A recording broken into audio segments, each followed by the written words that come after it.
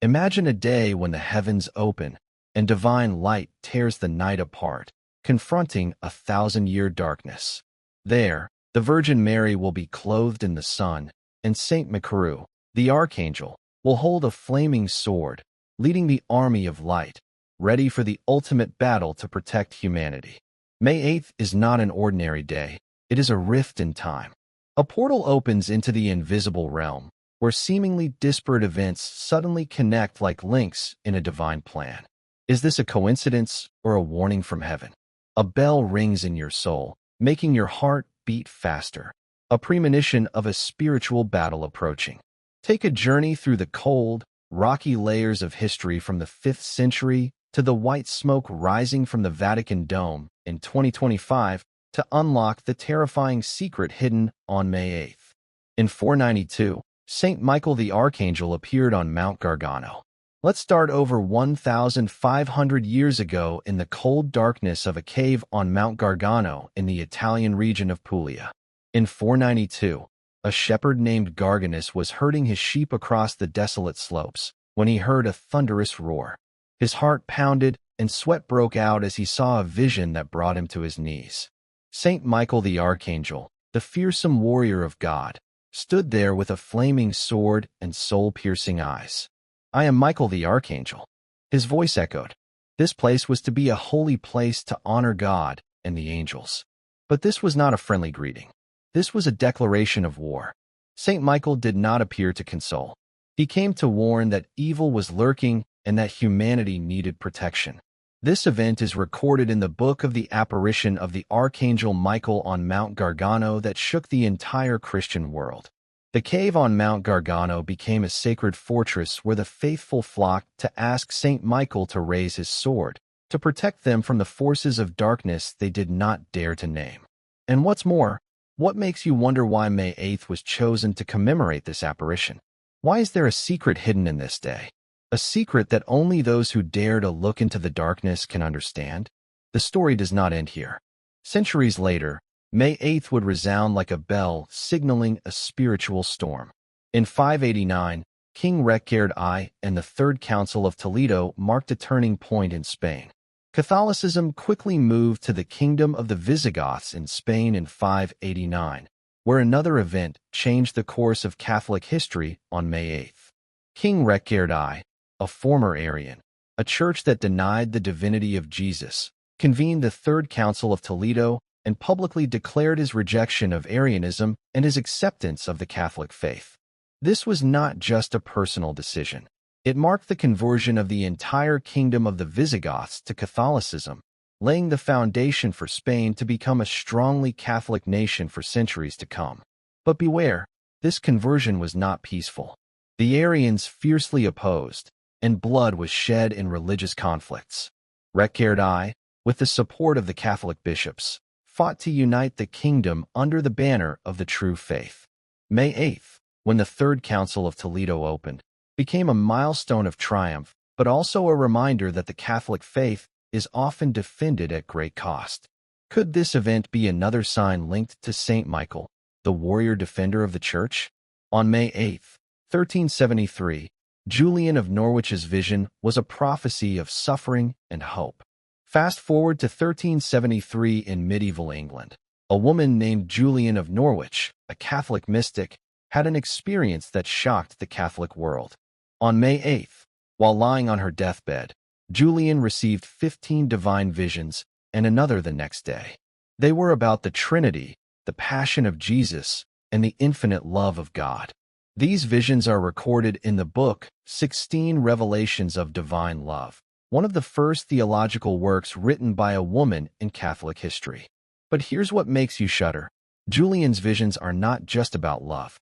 She sees the suffering of Jesus, the blood on the cross, and the darkness of sin that threatens to engulf humanity.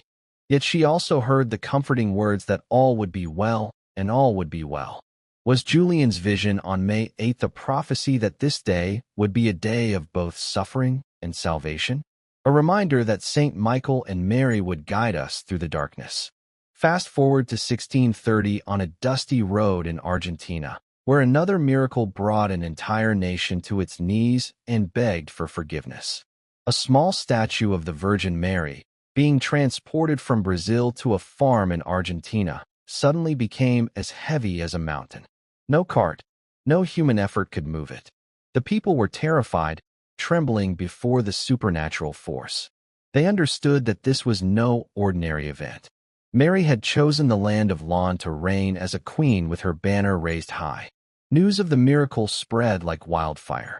People from all over came to kneel before the small but powerful statue. They called her Our Lady of the Shelter, and a shrine was built that became a pilgrimage center for Argentina, Paraguay, and Uruguay. But what makes you stop and think?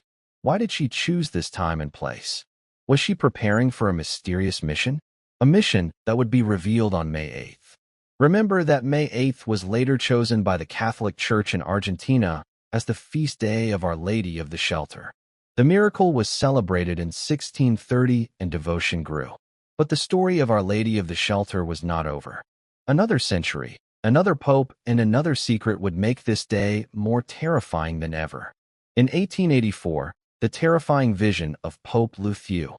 Come to 1884 within the ancient walls of the Vatican, where a pope faced the darkness in a way no one expected.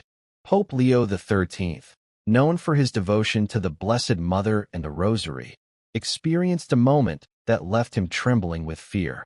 After celebrating Mass, he suddenly fell into a terrifying vision.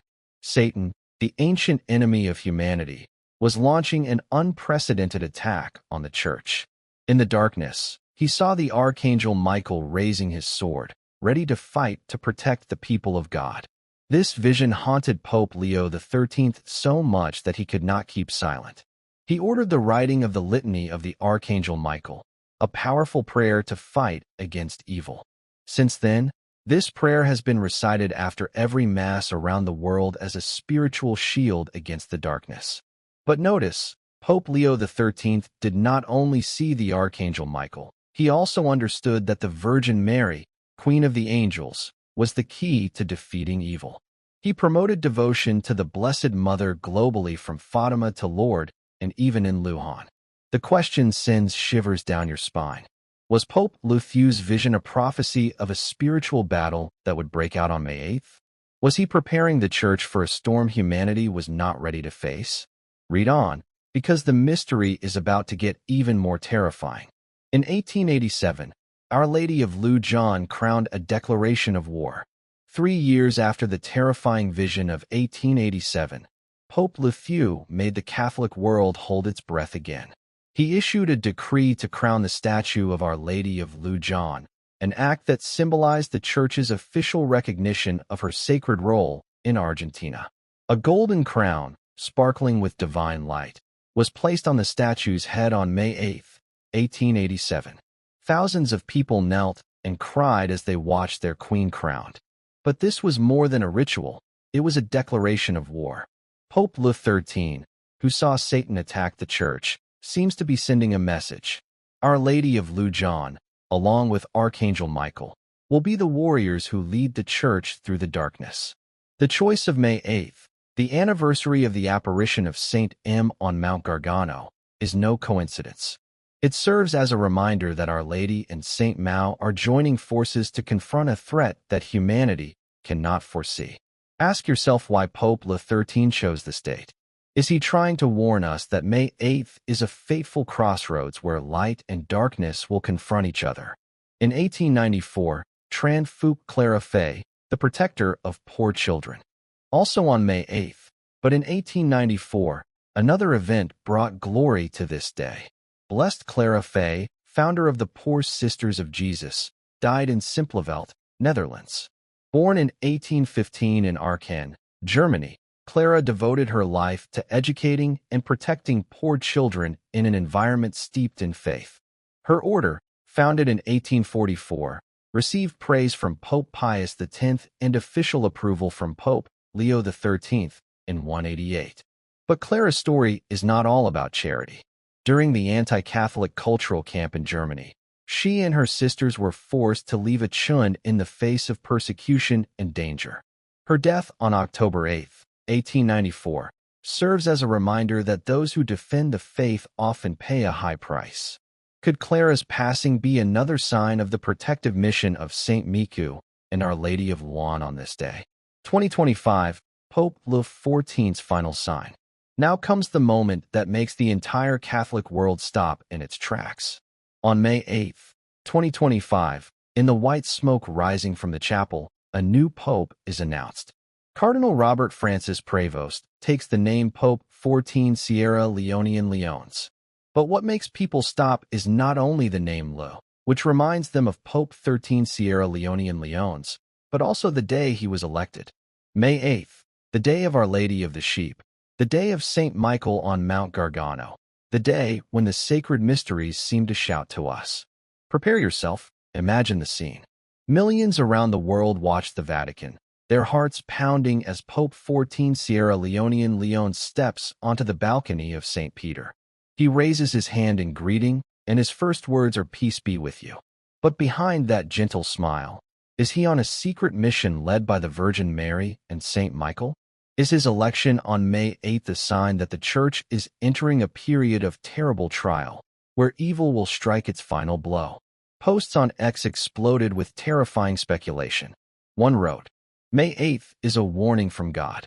Pope 14 Sierra Leonean Leones will lead us through the spiritual storm." Another whispered, "Let us pray because this day heralds a battle from which no one can escape."